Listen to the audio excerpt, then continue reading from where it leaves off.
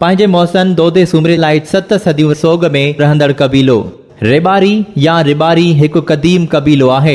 रेबारी सिंध खां सवाइ राजस्थान, गुजरात, पंजाब, हरियाणा ऐं उत्तर प्रदेश में बि रहनि था। लफ़्ज़ रेबारीअ जी माना आहे ॿाहिरियों। हिननि खे ॿाहिरियों ॿहिराड़ियुनि में रहण जे करे सॾियो वियो, छाकाणि जो ही माण्हू उठ, बकरियूं, रिढूं, ढगियूं चालण जो धंधो कंदा हुआ, जंहिं जे करे खेनि रहण लाइ वॾी एराज़ीअ जी ज़रूरत पवंदी हुई, जेका खेनि शहर में मुयसरु कान हुई। असल में ही मालवंद माण्हू हुआ। संदन गुज़र सफ़र रिढुनि, बकरियुनि ऐं उठनि चालण ते रहियो आहे। ही साल में 100 मेल पंधु करे पंहिंजे माल लाइ चरागाह ॻोल्हींदा आहिनि त जीअं संदन माल ख़ुशि गुज़ारे। संदन घर जो सॼो कारो वहिंवार औरतूं हलाइनि। खीर मखण गॾु करणु, खपाइणु, सौदा करणु सभु औरतुनि जे वस आहे। मर्द रुगो माल सां हूंदा आहिनि। संदन शादियूं नंढे हूंदे थियनि ऐं घणो करे हिकु ई ॾींहुं घणियूं शादियूं थींदियूं आहिनि। संदन पोशाक पंहिंजे पंहिंजे खिते जी नुमाइंदगी करे थी।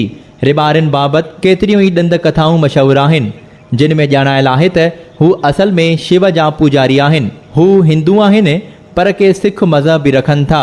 संदन ख़्यालु आहे त माल चालण सबबि माता देवीअ जो मथनि पाछो आहे। मशहूरु अंग्रेज़ तारीख़दान जेम्स टॉड पंहिंजे किताब राजस्थान में खेनि भट्टी सम्झे थो। भट्टी जेकी श्री कृष्ण जी सतीं ज़ाल भद्रा मां पैदा थिया। ही घणो अरसो राजस्थान वारे पासे रहिया, पर हिकु वाक़े खेनि उतां लॾण ते मजबूर कयो। नामवर लेखक अब्दुल कादिर जूणे जो पंहिंजे किताब दर दर जा मुसाफ़िर में लिखे थो त तक़रीबन 700 वरिह अॻु कच्छ जो राजा ॼाम जाड़े जो ऋण में शिकार सांघे अची निकितो। उते हिन हिकु हसीन रिबारनि खे ॾिठो ऐं आशिक़ थी पियो। रिबारनि जे चङे मुड़ुस खे घुराए चयाईं, इहो संग ॾियो। फ़िलहाल त हुननि राजा खे आसरो ॾेई मोटाए छॾियो। पोयां 7 राजीअ फ़ैसिलो कयो त न अॻे संग ॿाहिरि ॾिनो अथऊं, न हाणे ॾींदासीं, ऐं सभु कुझु छॾे रातो राति ऋण पार करे अची दोदे सूमरे सां मिलिया, जंहिं साम झली।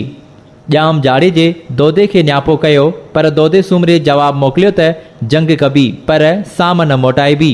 तंहिं बाद ॼाम जाड़े जे ऐं दोदे विच में जंग लॻी, जंहिंमें ॼाम जाड़े जो मारिजी वियो ऐं पोइ तुर्त ई अलाउद्दीन वॻह कोट ते हमिलो कयो, जंहिंमें दोदो मारिजी वियो।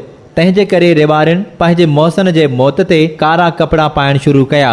कॾहिं अछो न ओढियाऊं, चूड़ा पाइण छॾियाऊं, खट ते सुम्हण छॾे ॾिनाऊं। संदन इहो सोग 600 साल हलियो। पोइ 1970 ईस्वी धारे फ़तेह टेक्सटाइल मिल जे मालिक फ़तेह भाई राजपूत ऐं सूमरियूं न्याणियूं मेड़ वठी संदन सोग ख़तमु करायो। अॻे हू रोलाक तसवुर कया वेंदा हुआ। संदन को बि मुक़ररु माॻ मॾी कान हूंदी हुई।